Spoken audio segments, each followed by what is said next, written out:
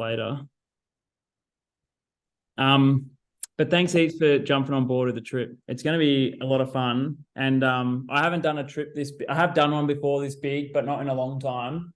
And since COVID has happened, basically the way it normally works with getting staff involved is the uni-aged kind of crew is who it works perfectly for because it's such casual work. But then once people graduate and start full-time work, they're sort of don't want weekend work. So it's because most of the tours are on the weekend.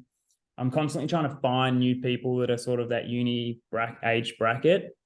But since COVID's happened, I'm sort of like starting fresh. So I just was keen to get whoever I thought would be good at it. And so thanks for helping out. And I think Grace, you've had a little experience, but No, the sure. rest of you are So all good. brand new, which is it's going to be awesome. You literally just talk with people the whole day. It doesn't even feel like work though. No, Like it you talk about doesn't. it as if it's It work. really It's really doesn't. not. It's like, oh, I'm getting some money for this. That's nice. I feel the Yeah. same way, so it's good.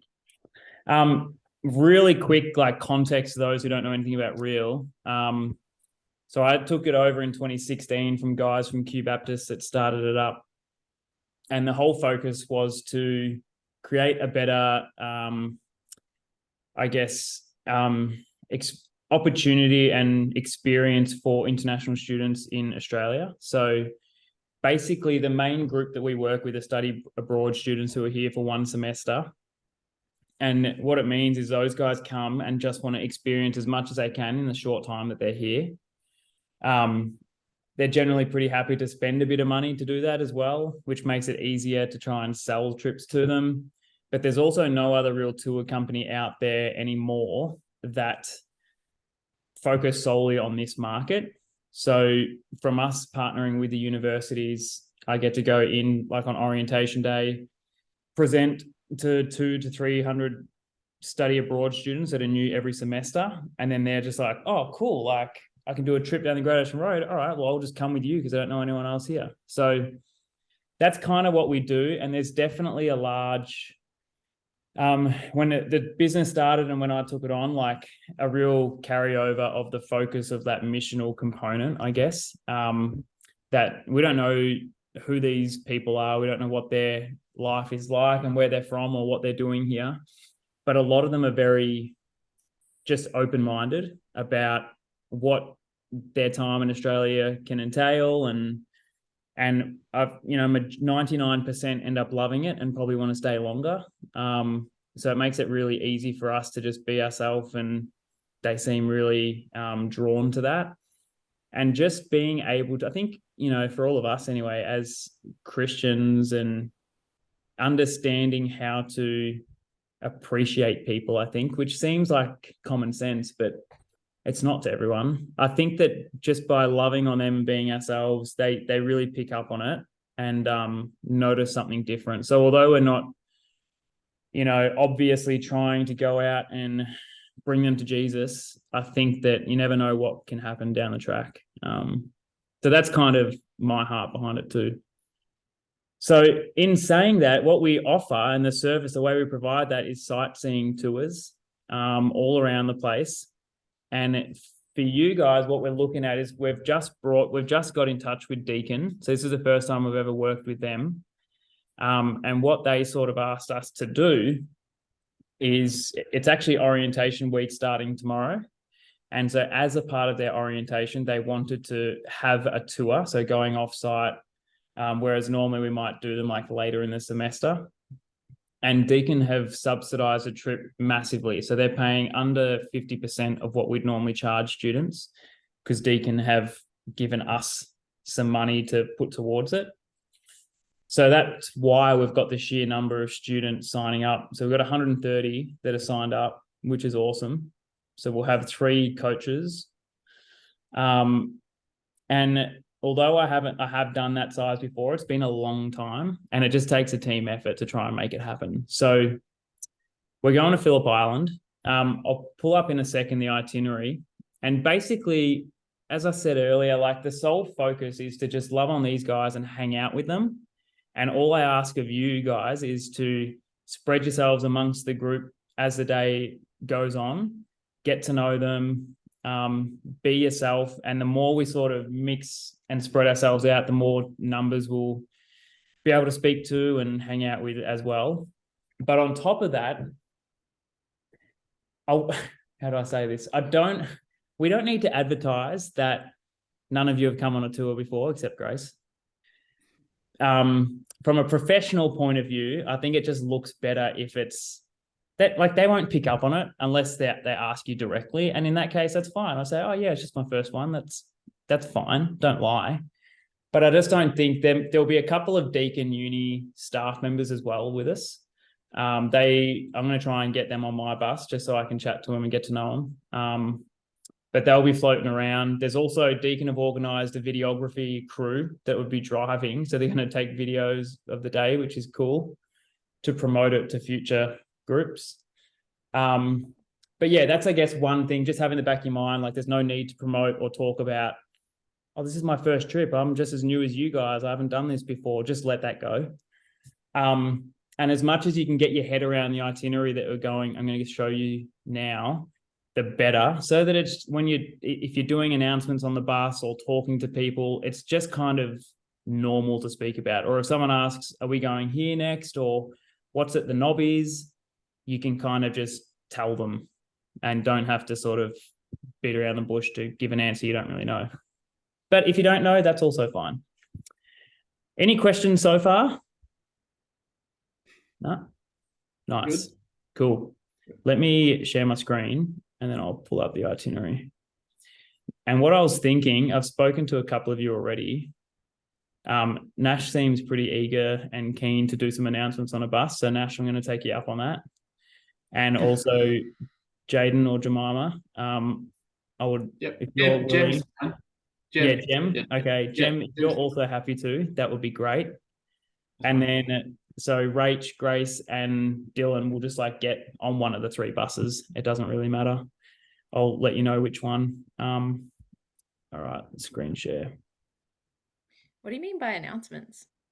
So basically, you know how just like the trip that you've come on, Grace? Yeah. Just little things like what the overview of the day. Oh, right. What time they need to be back at the bus. It's just easier for them if there's one clear point of contact that they know is going to be talking. Yeah.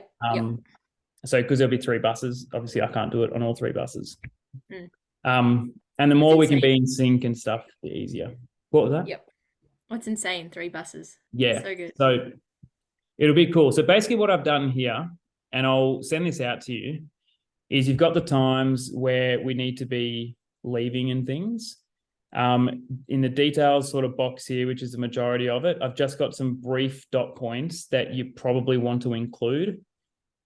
Do not read it word for word because you'll sound robotic and stupid. So don't do that. But if you can sort of just familiarize yourself just before you get to the location, have a glance over it, and then however you deliver it, that's great. A lot of the students we work with are either American, European somewhere, and I think we've actually got a bunch from potentially the Middle East this time. But we hardly ever have anyone that doesn't understand English fairly well. So it's not like you need to dumb it down or anything. The one thing they might struggle with a little bit is Aussie's dry sense of humor. So don't expect much back early on if you're throwing jokes around. But apart from that, they'll be pretty good. So it's Deakin in Burwood is where we're meeting. We're leaving with the group at 9:30, which means we will probably try and meet between 8:30 and 9. And typically what I always like to do is find a cafe nearby. If there's something on campus, maybe we can all just grab a coffee together, just chat over a few things quickly, and then we'll get going. So that'll probably be about 8:30. We leave Deakin at 9:30. On each bus, we'll give them an overview of the day. And then just a couple of really key things. Just make sure you know your numbers on your bus, and we'll be trying to get them to stay on the same bus the whole day, just so it's easier. Do head checks every time you get on and off the bus. It's a tedious sort of thing when there's potentially 50 on the bus, but it's important to do. I know, just a side note, of Latrobe one time gave the flick to another tour company because they got their numbers wrong and forgot a student somewhere. So they've told me that when I first started working with Latrobe, they told me that story. And I was just like, from that point on, I've been so pedantic about it because I'm like, I don't want to lose business over that. So just keep that one in mind. So then we first stop is Maru Koala and Animal Park, which is about 10, 20 minutes before the island. It's on the right-hand side. I don't know if you guys have ever been there, but the reason this place is cool, it's fairly small, so don't pump it up too much. But what's cool about it is that you can hand feed kangaroos, and they're going to give out like little boxes of feed for everyone. And when we first get there, there'll be like a keeper talk that we'll all do as a group. So they're going to show 4 different animals and just talk a bit about them. I think a dingo, koala, kangaroo, and something else. And then they'll have about an hour free time to just roam around, feed kangaroos, get photos and stuff like that. Key thing with this is that you don't promote photos of or holding a koala. They will ask. We don't have time for it with this size of a group. The place does offer a close encounter with a koala, they call it, where you can pat them and have a photo with them. But with 130 people, we don't have the time. So just don't advertise it. If they ask you, you can either say you're not sure and send them to me, or just say, I don't think we have time for it, however you want to cover that one. Then we head to to San Remo. So that's just a quick stop. They're going to be sort of responsible for getting their own lunch. So if they want to buy something from a bakery, that's the time to do it. If they want to just go to the toilet, get back on the bus, that's also fine. That's pretty much all that is. We've allowed roughly half an hour to 40 minutes there, but that's purely just because of the size of the group. It's really just a toilet stop and a glorified toilet stop, pretty much. Then we head to Cape Woolamai. I don't know have a few of you done the walk? When you're on Cape Woolamai and you head left, some of you might have done it at ESA, maybe. No, yeah, nice. So basically, when you get to Cape Woolamai Beach, surf beach, you go down onto the sand and you're just walking along the beach left, pretty much as far as you can go. And then there's a big staircase. You walk up the staircase and it probably takes you another 800 meters maybe out to this clifftop lookout. Awesome photo spot. They'll love it. The thing about that walk, it probably takes about 40-ish minutes to get out there with a group this size, but it's super easy, the walk. When there's this bigger group, I've probably done it with 80, the group just spreads out so much. And so by the time the first person gets there, they're pretty sick of the lookout by the time the last person gets there. So it's just about trying to keep the group moving as much as possible, not just stopping every couple of minutes to get photos. That's obviously fine, but we don't want to be making it feel like we're under time pressure, but also just keep them moving as you can. So we head out there. A few things about Cape Woolamai that I often mention is that they used to hold the Rip Curl Pro there, which is now at Bells Beach in Torquay. One that they always love is that the Hemsworths grew up on Phillip Island. So that's a fun fact to throw in there. Anything else, feel free to. Cape Woolamai still holds heaps of different surf competitions. It's a surf beach. So there's some things to be mindful of. So we'll hang out there for a bit, go to the lookout, then we walk all the way back the same way. Get back on the buses. We'll head towards Cowes, and we're doing an early dinner there. So Hotel Phillip Island, right on the corner, near the pier, is where we're going to eat. And basically, we'll be sending in dinner orders earlier in the day. So the first job, I can tell you guys all this later on, but the first job of the day once you're on the bus is to get your bus to write down their dinner order. And we need to order that by the time we get to the koala park. And so we'll do this lunch sittings, 2 bus loads at 4:15, sorry, dinner, 4:15, and the third bus will be at 5:15. So when your group's not having lunch or dinner, you'll be just hanging around Cowes, having some free time, doing whatever they want. And in those moments, like, you can interact with the students as much as you want, but also if you guys just want to go grab a coffee or something, like, just go and do that. They don't need to be babysat. Sometimes they might want their own time. Just read the vibe of the group. There's no expectation in that time, like free time from me, for you to go and socialize and whatever. So that's dinner. The reason that's early is that we want to get, basically with the Phillip Island Day, the penguins come at a certain time and you've got to work everything back to get to that time. So from there, we head out to the Nobbies, which is right next to the Penguin Parade. Has anyone not been to the Nobbies before? Yeah, great, cool. So a couple. Dan, don't be inappropriate. Basically, when I went to the Nobbies as a kid, it was advertised as like this seal rock that's out there that's meant to have all these seals on it. And there's binoculars. They used to have binoculars there that you could view the seals out there, but there was never any seals. It was always a disappointment. So I never talk up that there's seals there. I talk about this as part of Phillip Island Nature Park. They're all about conservation and that kind of thing there. Penguins do live in the area. So even at the Nobbies, you can see little penguin homes, either naturally made or man-made. But there's a really pretty boardwalk. And so that's what we're sort of taking them to. So we sort of walk out on the boardwalk. They can get some photos. There's a little blowhole, depending on how high the tide is, that they can see as well. And then it's only about half an hour there, jump back on the buses and head to the Penguin Parade. And once we get to the penguins, that's like the last thing for the day. And it can be it can be pretty chaotic, particularly with this many people. And when there's a few more thousand people that are there as well, it's good just to have everyone really, I guess, focused at the penguins. Because what we do is I'll collect the tickets from the ticket booth there. So we sort of need to get them all off the buses and all hang as a group.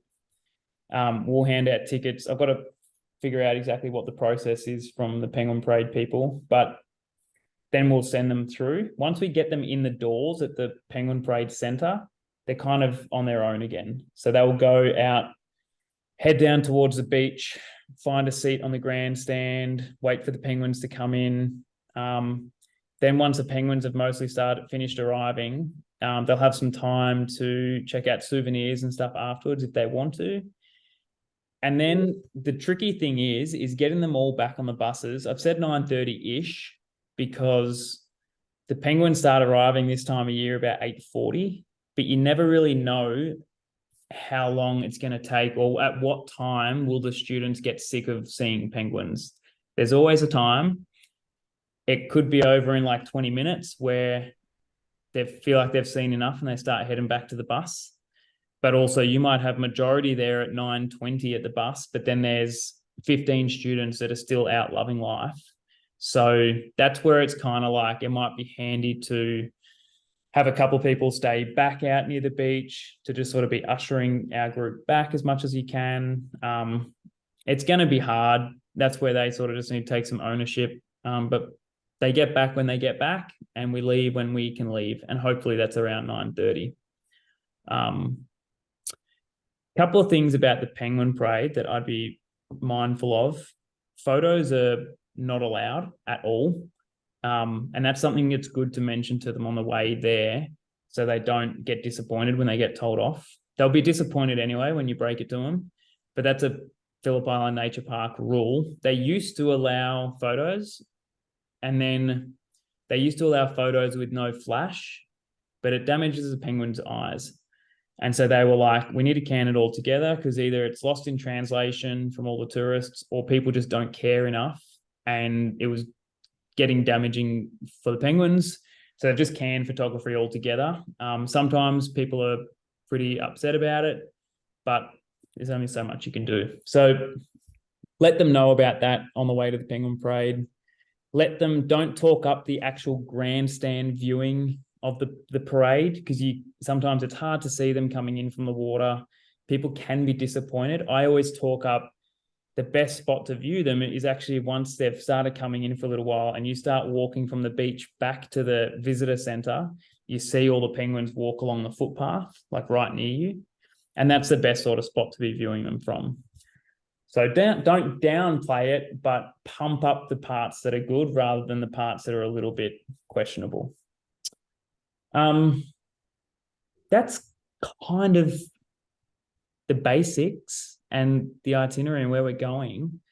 And then we'll probably get back to Deakin pretty late, 11-ish. Any questions about the flow of the day and what that looks like?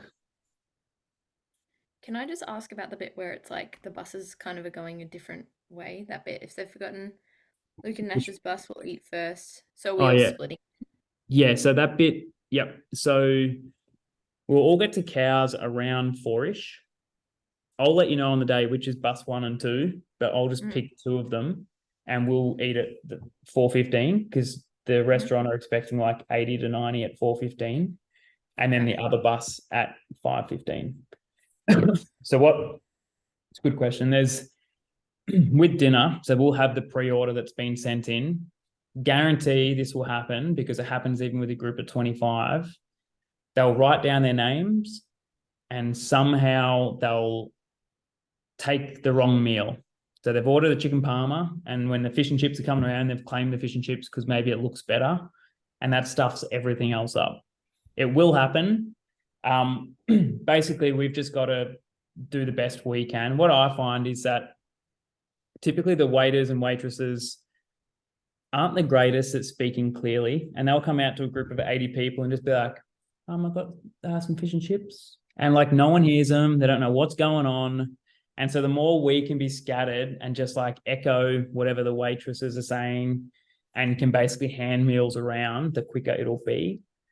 Let them all eat first. At the zoo. What's that? It happened when we were at the zoo the Yeah, last time. exactly. That person claimed that the Yep. vegan meal or whatever it was. It's going to be mixed up. And on top of that, I'll show you some of the dietary requirements. It's pretty lengthy. Oh, So these are our students. Have a look at this. So you got a whole bunch that's going on here. So they're going to cater for everyone. So there you go. That's what you got. Geez. There's an option. I got to tell you this time too to write down gluten-free. Yeah. Okay. Yep. There's an option for everyone. We'll get there. We've been going to that restaurant for a long time, so hopefully they'll be pretty flexible if there is a mistake or something happens. But we'll just have to try and do our best. I'm going to have the way I get their orders is for them to write their name next to the option they're choosing. So if there's any confusion, they can come up and check what they asked for, and we can clarify that way. I'm going to try and float around both groups just as they're settling in. So I'll be around to meet the restaurant person and help with that as well. How many like food options are there? Is there a way that they can do it? This is our options. Yeah, okay.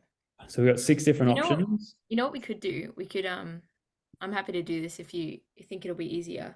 You can make an online forum, like if we have a QR code on every bus and say scan this and just click what option you want, your name, and it'll print it. We can just get it straight on the phone of these are the people with chicken parmas, these are the people, and then we can just read their name out and hand it like straight to them.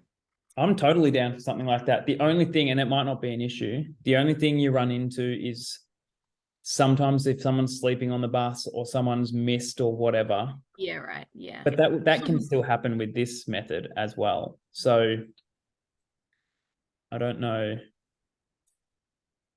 Yeah, I'll take it on board. I might message you about it and see what we can come up with. Yeah. That's pretty much it. A couple of other sort of details. I've got basically we have red t-shirts for staff. I should have enough for everyone. It's more, obviously if it's a super freezing cold day, you don't need to wear just your t-shirt. Just have it on, and if you have a jacket over the top and they can see a little bit of red, great. If it's fine to just wear it with the weather, then great, wear it if you can because it makes us stand out. I'll have like lanyards and name tags and stuff as well. I'll have a tub on every bus with heaps of chocolates and muesli bars and stuff. So pretty much anytime we stop somewhere, you can just grab that out as they're getting off the bus. They can grab some snacks. That's always something we do as well. I'll make sure there's water. We'll have a water bottle on every bus. So that will take a bit of just handing out in the morning. Is there any like if like first aid things happen? Someone trips Yeah. over, screws up their knee. Yeah, so I've got first aid. I'll have a first aid kit. Cool. Much as possible, I'm always hopeful that nothing serious happens. Yeah. What I am looking at doing is having someone sort of separate who's on call, I suppose. So I've spoken to a couple of people that I know that live on the island. So if anything was to go wrong, you don't want to have to take a whole busload of people back early to Melbourne for one kid. But Yeah. if there's someone that I've got set up there, they can sort of jump into their car, grab them and take them. Yeah. So that would kind of be probably what happens there. Cool. Um, Also had a question around like how is it? Sorry, I'm trying to phrase it. Do some people just like not come back to the bus and like they're missing? Does that happen on these yeah, tours? you do sometimes. I've never had someone missing. They will just get their times messed up and might be 10, 20 minutes late. Typically it'll be a group because it's not often that they'll just be on their own. But I've asked for their phone numbers. So majority of them have sent their numbers through. So that's why it's just because we don't know all their names exactly, and even the uni staff don't either. If we just know numbers and we triple check them, and anytime we go anywhere, we should be okay. It's just about stressing it. They can read the time and they'll get back to the bus at the right time. Yeah. So the key things throughout the day, making sure you know your bus numbers, like triple check every time. Making sure you're super clear in telling them when to be back at the bus. So times, for instance, if I say we're heading to Cows at 3:50, we'll tell them to be back at 3:40 or 3:45, like tell them earlier. So stressing the times, doing head checks, they're like the key things. I think if you're doing that, checking, and once you've got your numbers, we'll make sure we check with the 3 buses that we're all good, and then we'll go together from each spot. That's kind of that. Just trying to think. Any other questions? That's good. We are going to have, I'll let you know the dates just so you can be mindful. We're going to have like another Great Ocean Road, just a day trip, and a hot springs tour as well, which will be up on the website by Thursday. So if they're asking, do you have any other trips? You can just say, yeah, we actually do. We've got a Great Ocean Road day trip, which is going all the way to the Apostles.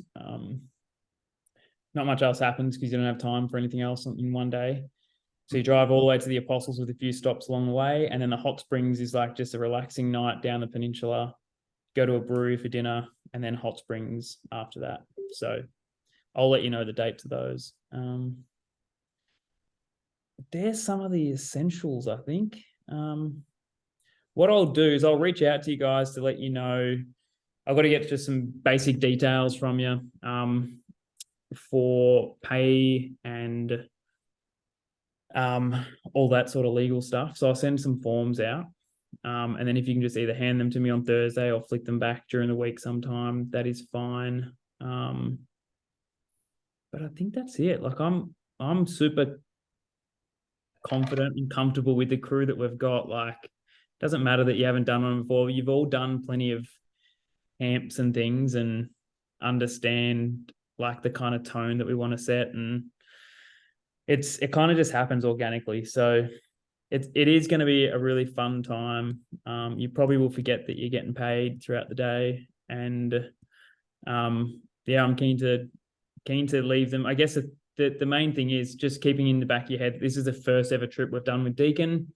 We want to leave them with, great first impression, and just fill them with confidence that we know what's going on, I think, from an itinerary point of view, but also just in taking care of the students as well. I forgot to mention the last thing. One thing that I do on first trips a lot of the time, and I think it would be really cool with this one, is getting to know the kids a little bit and doing a bit of an icebreaker. I'll usually have a bunch of pegs, and basically throughout the day, like you can just peg someone. And when they get back on the bus, you ask who's got the peg on them. If they do, or someone points it out, get that person to come up, and we'll keep a seat free at the front of every bus and just hot seat them. So we'll have a microphone and just do some like quick questions. Anyone in the bus can ask them. Just have some questions in the back of your mind, like, where are you from?